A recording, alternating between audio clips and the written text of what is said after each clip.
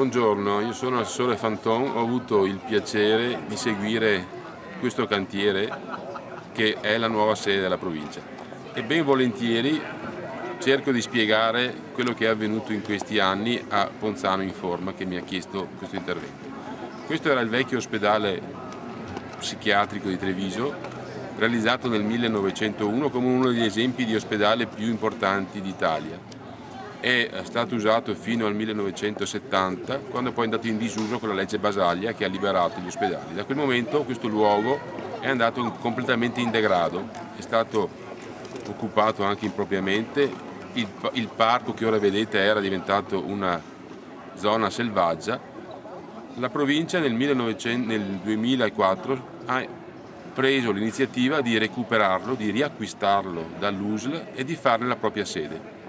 Il percorso è stato particolarmente difficile perché il parco era tutelato come anche gli edifici storici. Fare un'operazione di attento recupero architettonico, di attento recupero ambientale ha fatto sì che adesso questo luogo diventi, e vogliamo che lo sia, il luogo di passeggio delle passeggiate dei trevigiani, il parco dei trevigiani. Perché alle spalle di questo parco, di questo giardino, c'è il famoso parco della Storga di ben 67 ettari, che è un bosco, quindi noi l'abbiamo chiamato il bosco sotto casa. Questo invece è il giardino dei trevigiani.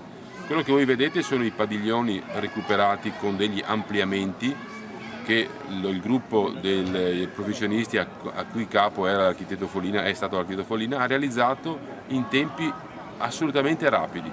Voi pensate che tutta l'operazione è cominciata nel 2004 e nel 2009, ieri, 24 di ottobre del 2009, noi abbiamo inaugurato questo luogo. I lavori sono stati particolarmente complessi, il gruppo di imprese che ha vinto l'appalto è un gruppo di imprese trevigiane di cui dobbiamo dare atto della loro competenza, rapidità e professionalità. Non c'è stato un giorno di interruzione dei lavori, non c'è stato un incidente e tutto è andato nella maniera più precisa possibile sotto la guida di professionisti esperti.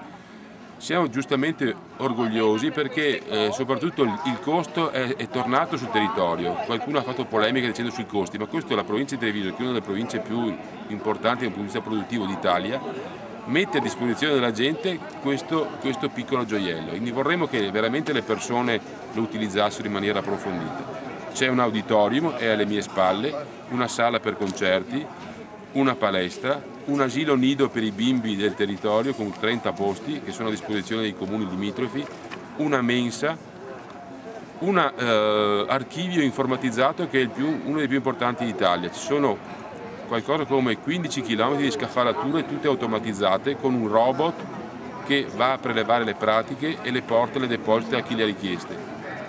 Sistemi che riguardano il recupero energetico, il riscaldamento è a biomasse. Ci sono 6.000 metri quadri di fotovoltaico per oltre 200 kW al giorno di produzione elettrica. Tutti i vetri sono vetri atermici per il risparmio energetico, le stanze si spengono quando non c'è la persona dentro, quindi tutto quello che era il meglio per il risparmio qui l'abbiamo applicato. Riteniamo che sia opportuno veramente che le agenzie di informazione e i comuni ci diano quella giusta attenzione che merita questo intervento, perché vorremmo spiegare nel corso dei prossimi mesi quello che è stato fatto qui dentro per farlo capire ancora una volta che è tutto per i trevigiani e per la provincia di Treviso. Grazie a Ponzano Informa.